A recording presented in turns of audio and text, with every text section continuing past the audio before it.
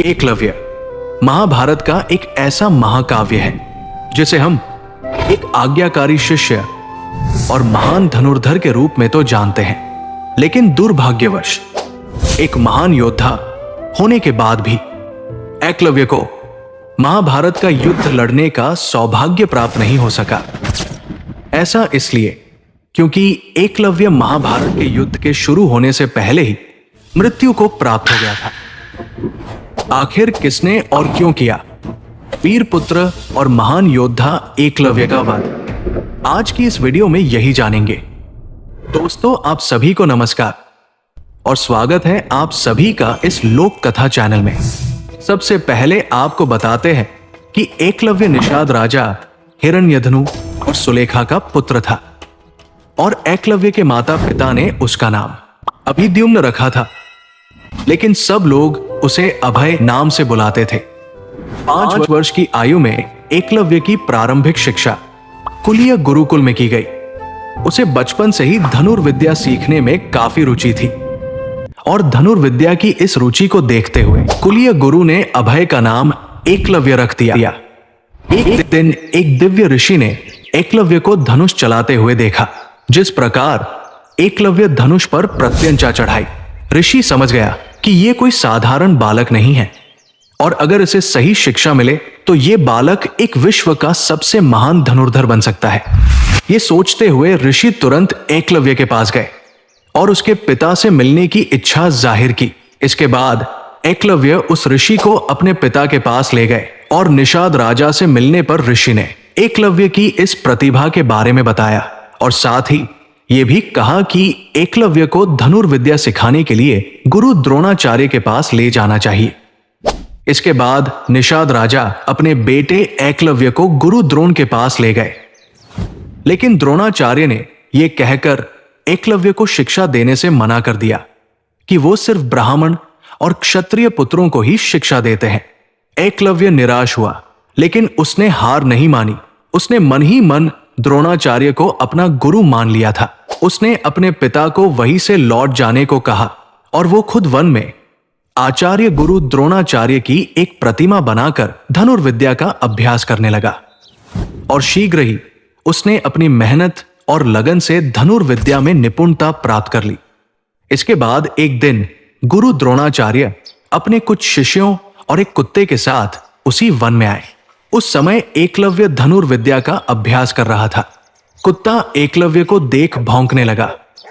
कुत्ते के भौंकने से एकलव्य की साधना में बाधा आ रही थी, इसीलिए उसने अपने बाणों से कुत्ते का मुंह बंद कर दिया। एकलव्य ने इस कौशल से बाण चलाया कि कुत्ते को किसी प्रकार की चोट नहीं लगी।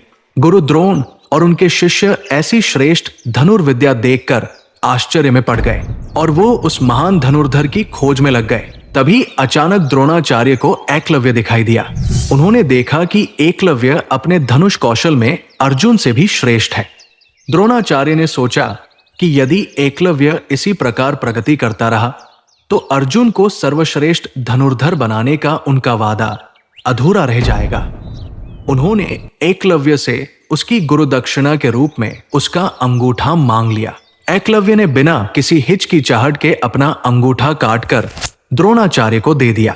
इससे वो धनुर्विद्या में पहले जैसा कुशल नहीं रहा, लेकिन उसकी भक्ति और त्याग अमर हो गए।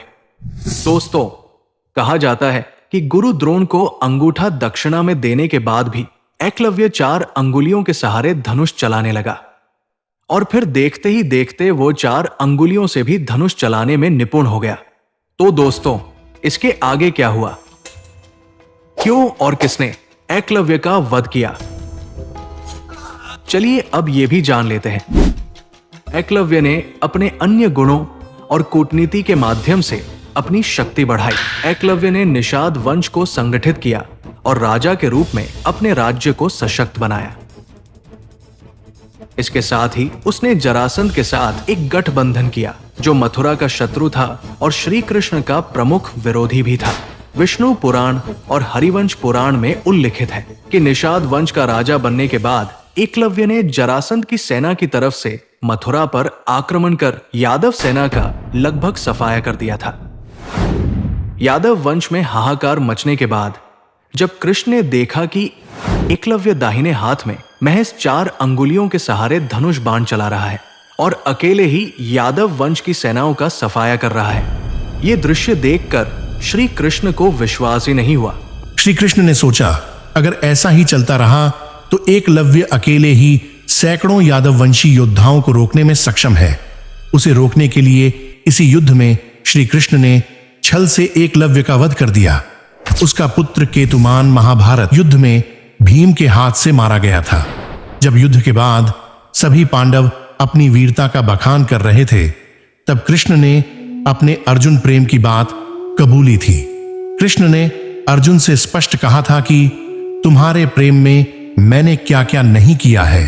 तुम संसार के सर्वश्रेष्ठ धनुर्धर कहलाओ, इसके लिए मैंने द्रोणाचार्य का वध करवाया, महापराक्रमी कर्ण को कमजोर किया और न चाहते हुए भी तुम्हारी जानकारी के बिना भील पुत्र एकलव्य को भी वीर गति दी, ताकि तुम्हारे रास्ते में कोई बाधा ना आए।